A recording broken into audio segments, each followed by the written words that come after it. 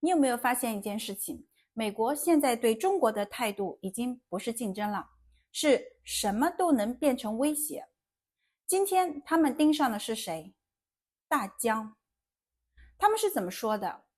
说大疆无人机可能在看美国的农田，可能在收集数据，甚至可能有一个终止开关，关键的时刻可以直接关掉。听起来很吓人，对不对？但你仔细想一想，这些话有证据吗？没有。有发生过吗？也没有。那他们在说什么？他们在说3个字：我怀疑。但问题来了，如果怀疑就可以成为封杀的理由，那这个世界上还有什么东西是安全的？更关键的一点，他们自己其实说漏了。他们说，我们用了很长时间中国的无人机，执法部门也在用。注意这个逻辑，用了很多年，覆盖农业、警察、救援。如果真有问题，为什么今天才发现？答案很简单，不是今天才有问题，是今天才不允许你强。你再往下听更有意思。他们说，中国可能通过无人机了解美国农业系统是怎么运作的。这句话翻译一下是什么呢？是中国的技术已经进入美国关键产业，而且是他们离不开的那种。所以问题不是你有没有偷看我，而是我开始依赖你了。一旦依赖，开始恐惧，这才是核心。你再看他们接下来做什么？不只是无人机，他们还在讨论限制中国公司进入美国资本市场。意思很简单，不让你卖产品，不让你融资，不让你成长。这叫什么？这不叫安全，这叫系统性围堵。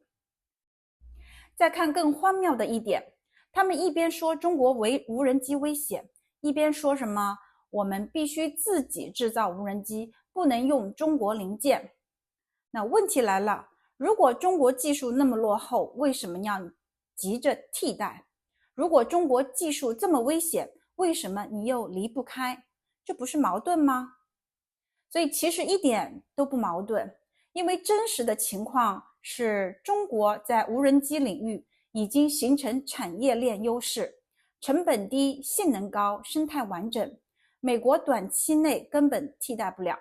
所以他们唯一能做的是什么？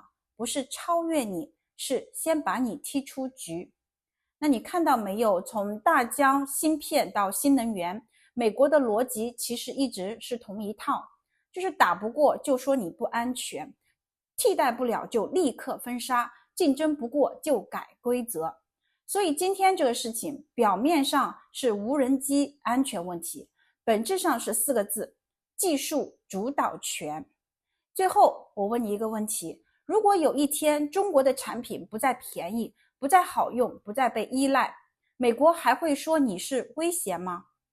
答案其实已经很清楚了，他们真正怕的从来不是无人机，他们怕的是你开始定义规则。 Yeah, by the way, we are talking on Sunday Morning Futures, my Sunday morning program on Fox News. I'm talking with 2 major drone makers.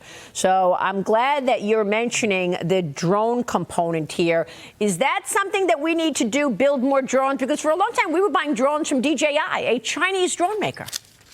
DJI is a real threat on it. DJI is a Chinese drone maker. They're used in a lot of our local law enforcement. A lot of our ag folks use them for actually scanning crops and such. But we have no idea the connection that it has back to China as far as gathering data on our country, how we operate, or the ability to be able to have a kill switch in it that suddenly at the moment we need it, they could just turn it off.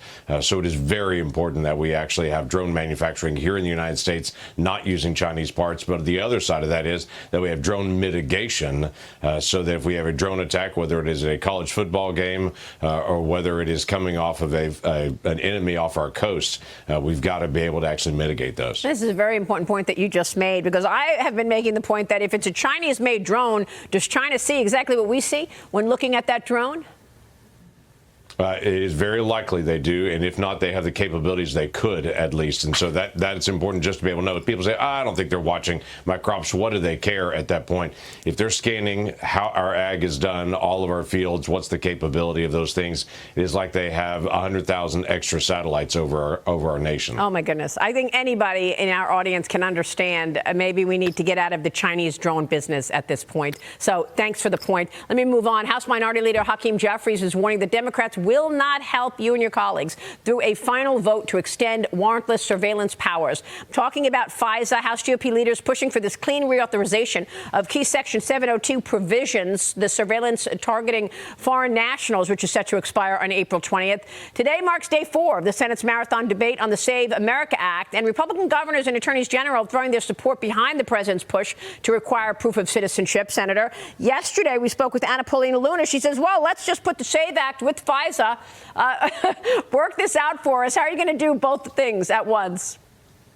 Well, we need to get both things done, whether they can be crammed together into one package to make a heavy package even heavier. I don't know. We'll have the chance to be able to do that. We are adding some other things today into the SAVE Act. For instance, no boys and girls locker rooms. That seems pretty straightforward on it. Should be something that's not controversial, but for some reason it has become controversial around the country on it. But we're already working through this. The most basic element of SAVE Act I want to be able to maintain. That is, you've got to show ID to vote, and you've got to be an American citizen and prove it to be able to vote. It is already federal law that you have to be a citizen of the United States to vote. We just have all trust and no verify in that process. We got to be able to fix that. Well, I don't know how you're going to get help when your colleagues won't even open the Department of Homeland Security, frankly. But I just wanted to touch on this other point because we were talking about China with regard to drones. You know, Paul Atkins, the SEC chairman right now, is facing pressure from some of your colleagues in Congress. And lawmakers are saying they want him to restrict Chinese companies from accessing U.S. capital markets. I've been focusing on this for years in my Fox Nation special. Senate Banking Committee Chair Tim Scott, Senator Elizabeth Warren, both sides of the aisle, sending a letter to the chairman warning of, quote, unique risks to national security, market integrity, investor protection posed by SEC-registered entities with ties to the People's Republic of China. Senator, what are your thoughts? Would you support taking those Chinese companies off of the exchanges so that average Americans are not funding our number one adversary? I would actually, and it's some of the special vehicles that they actually use to actually get access to our market, where people that actually assume they have normal market protections on it find out later they don't, because the Chinese are actually offshoring some of these and have an extra layer in the mix on it. That's very important to be able to make sure that people that are buying on American markets also know they have typical normal American market protections, and that whatever they're buying into is not actually funding the PRC, the military in China. Senator, real quick before you go, since you're on the Homeland Security Committee, should we be worried about terrorism on American soil? We're in the middle of a war and DHS is not even open for 34 days, counting. Yeah, it is very important that we get DHS open. This is our primary law enforcement here in the United States, not only for our border, but actually trying to be able to maintain weapons control here in the United States and such from foreign entities. It is very important that we get them back open again. We still have millions of people here that came across our border during the Biden administration that we have no idea who they are. Yeah. And so it is key that we actually get the funding back going again. Senator, we appreciate your leadership on all of the above. Thank you for what has been an abbreviated session with us today. Please come back soon, sir. Thank you. You bet. Look forward to it. Keep praying for the nation. Thank you so much, Senator James Lankford. We'll be right back.